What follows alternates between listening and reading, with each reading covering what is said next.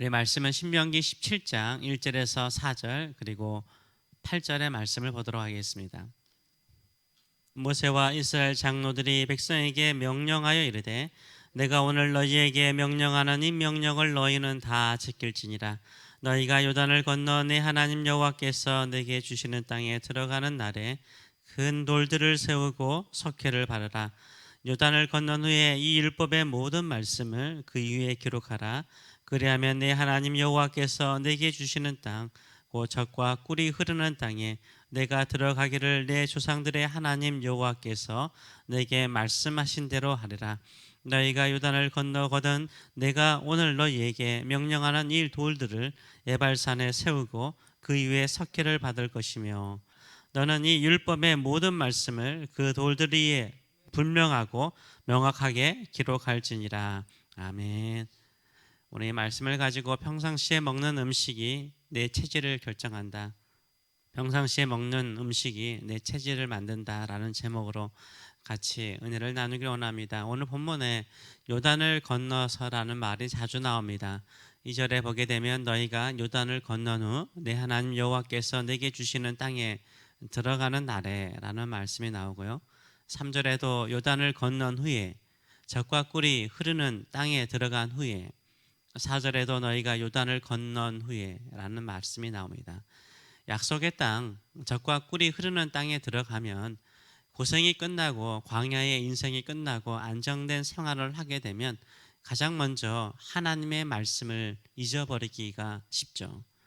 편안하게 살면 젖과 꿀이 흐르는 땅으로 인도하신 하나님을 잊어버리고요.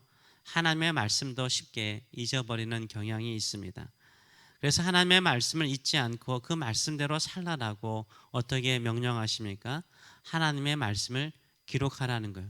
새기라라고 말하고 있습니다. 어디에요? 큰 돌들에 새기라고 말씀하십니다. 큰 돌들을 세우고 석회를 바르고 움직이지 못하게 하는 거죠. 석회를 바르고 그 돌들 위에 하나님의 말씀을 새기라고 명령하십니다. 8절의 말씀은 이렇게 말씀하죠. 너는 이 율법의 모든 말씀을 그 돌들 위에 분명하고 정확하게 기록할지니라 라고 말하고 있어요.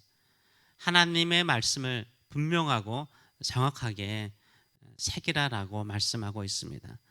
하나님의 말씀을 아주 또렷하게 새기라고 말씀하고 있습니다. 이 당시에 무슨 종이가 있습니까? 아직 종이가 없던 시절이죠. 그렇기 때문에 돌들 위에 새겼습니다. 돌들 위에 새기는 것은 특별한 의미가 있죠. 돌에 새기면 오래 갑니다. 돌에 새기면 오래 갑니다. 하나님의 말씀은 영원한 말씀이기 때문에 오래 가도록 돌에 새기게 하셨습니다. 돌에 새기면 오래 남기 때문인 거죠. 지금도 고구려 왕, 광개토 왕, 왕릉 비석이 있죠. 거기에 글들이 아직도 남아 있습니다. 1500년 이상이 지났는데도 글씨가 남아 있는 거죠. 신라왕, 진흥왕, 순수비도 1400년이 지났음에도 불구하고 그 비석과 글씨가 남아 있습니다. 물론 3000년, 4000년 전에 돌에 새겨진 글씨들도 여전히 메소포타미아라든지 이집트에 남아있지 않습니까?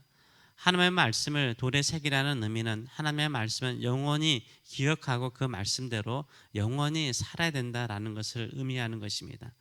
하나님의 말씀은 시간이 지나도 시대가 바뀌어도 문화가 바뀌어도 사람들의 사고방식이 바뀌어도요 영원히 변치 않는 말씀은 하나님의 말씀인 줄 믿습니다. 하나님의 말씀은 광야에서만 지켜야 할 말씀이 아니죠. 힘들고 어려울 때면 하나님의 말씀을 붙들고 살아가는 사람들이 많죠. 오히려 힘들고 어려울수록 말씀 붙들고 살려고 합니다.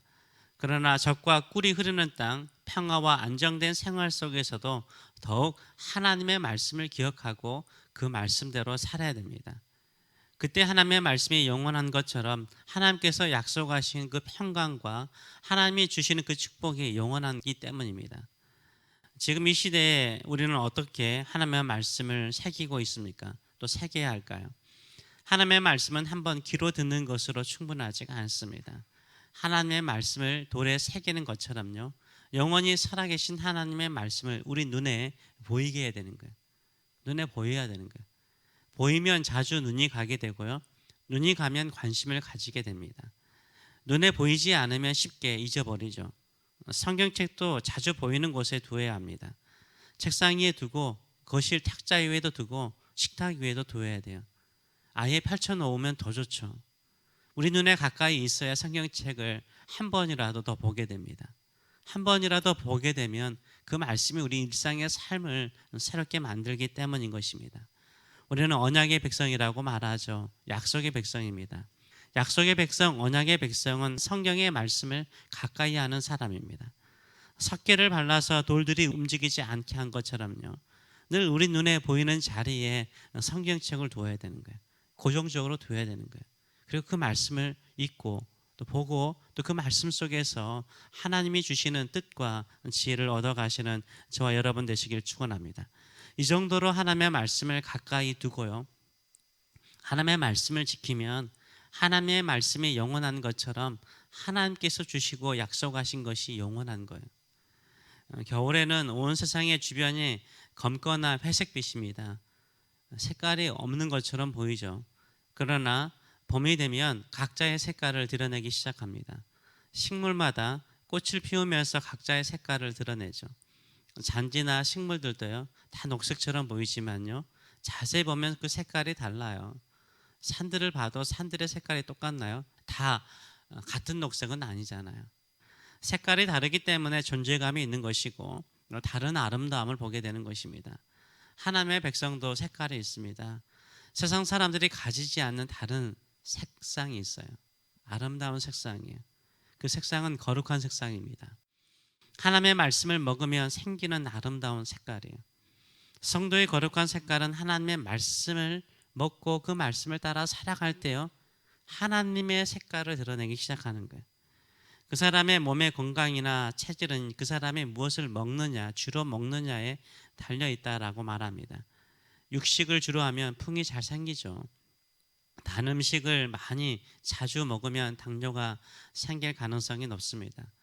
유전적인 측면도 있긴 하지만 그런 환경 속에 먹고 자라면 그 환경 속에서도 영향을 받게 되는 거죠. 무엇을 먹느냐에 따라서 그 사람의 체질이라든지 건강, 심지어는 성격까지도 결정을 해요. 무엇을 주로 여러분은 먹고 사십니까? 하나님의 백성은 하나님의 음식을 먹어야 됩니다. 하나님의 음식인 하나님의 말씀을 먹어야 됩니다. 하나님의 말씀을 꾸준히 먹을 때 하나님의 백성의 체질을 가지게 되는 거예요. 하나님의 백성의 건강을 가지게 됩니다. 하나님의 백성의 색깔을 바라게 됩니다. 몸이 약하거나 질병이 있으면 사람들은 먹는 것을 조절하죠. 신경을 많이 쓰죠. 그래서 조심해요. 그런데 언제 건강을 망칩니까? 평상시죠. 아플 때는요, 다들 조심스럽게 음식을 드시기 때문에, 조절하기 때문에 음식 먹는 것이 중요한 것을 알아요. 근데 평상시의 건강을 망쳐버리죠. 평안할 때죠. 모든 것이 순적하게 잘 될 때 무엇을 먹느냐가 건강을 결정하는 거예요. 우리도 언제 성경을 자주 보고 그 말씀을 따라 살아야 됩니까? 평안할 때예요.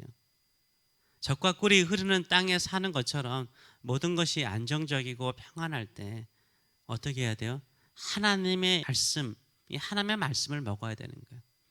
하나님의 말씀을 비석처럼 내 주변에 세워야 됩니다. 하나님의 말씀을 내 주변에 두고 그 말씀을 먹는 저와 여러분 되시길 축원합니다. 그러면 더욱 건강해지는 거예요. 영원히 하나님의 말씀을 지키며 살아갈 때 하나님의 약속과 하나님의 축복이 열매를 맺는 그 자리로 우리를 만들어가요.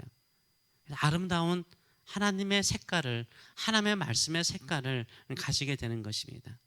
저는요, 그래서요, 신방을 돌아다니다 보면은 사무실이라든지 일터라든지 집에 가서 거실이라든가 식탁이에요, 성경책이 펼쳐져 있는 성도들의 가게라든가 집을 방문할 때가 있으면 그냥 기분이 그렇게 좋아요. 기도를 더 뜨겁게 해주고 싶고요. 예배를 드리더라도 신나더라고요. 그분이 주로 무슨 음식을 드시는가를 딱 볼 수 있기 때문인 거예요. 체질이 바뀌려면 오래 걸리죠.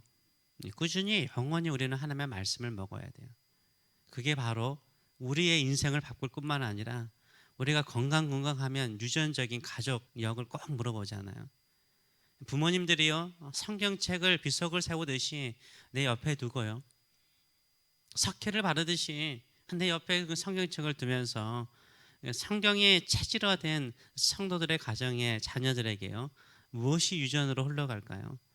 말씀 보는 거, 말씀을 먹는 거, 말씀 속에서 사는 거, 말씀을 통해서 가정이 세워지고 또 집안이 세워지고 하나님을 섬기는 가정이라는 체질, 하나님을 섬기는 집안의 가족력이 생기게 되는 줄 믿습니다. 이런 아름다운 가정, 하나님의 거룩한 색깔을 발휘하는 거룩한 집안을 만들어 가시는 저와 여러분 되시길 축원합니다. 영원한 하나님의 말씀을 우리의 음식, 우리 가족의 건강의 음식, 우리 교회를 건강하게 만드는 음식으로 삼으시는 저와 여러분 되시길 축원합니다. 기도하겠습니다. 살아계신 하나님 아버지, 우리는 살기 위해서 매일 먹습니다. 매일 먹습니다. 가끔은 우리가 좋아하지 않고 또 우리의 입맛에 맞지 않더라도 건강에 좋다라면 먹습니다. 맞습니다. 우리도 영적으로 살아나고 영적으로 건강해지고 하나님의 뜻을 이루는 일꾼이 되기 위해서 우리가 좋아하는 음식만 아니라 언제든지 하나님의 말씀을 먹는 저희들의 삶들이 될 수 있도록 인도하여 주시옵소서. 비석을 세우고 거기에 석회를 바르듯이 내 옆에 늘 성경책을 끼고 그 말씀을 읽고 그 말씀 안에 지혜를 얻고 그 말씀 안에 힘을 얻고 그 말씀 안에 능력을 얻고 그 말씀 속에 꿈을 꾸고 그 말씀 속에서 나의 아름다운 색깔을, 건강한 체질을 만들어가는 저희들의 삶들이 될 수 있도록 은혜 도와여 주시옵소서. 감사드리며 예수님의 이름으로 기도하옵나이다. 아멘.